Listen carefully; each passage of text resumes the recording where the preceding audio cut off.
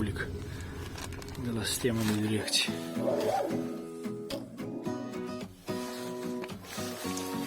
Am turnat așa ceva, dar trebuie așa ceva. Așa că recomand să turnați după catalog. Acum schimbăm. Nu știu rezultatul. Nasosul nu se aude bisa și rolicul cred.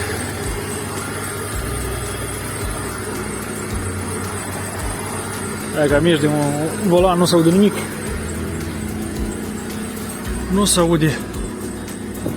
Mai se aude vzz, vzz, vzz. Все. Super. Așa de ușor se întoarce. La mama la ea. Op. Op.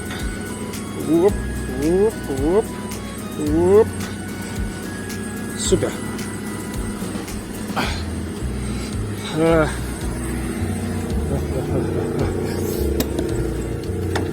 Și nasos am pus eu. Так, și pompa am pus eu. Stelox. Că nu mă vestia. Așa am turnat ATF. Unde fârbi. ATF.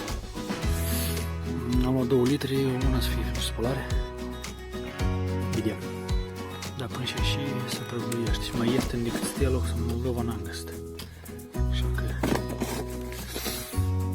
turnați lichidul care trebuie și nu trebuie să schimbați pompele. Succes la tăți!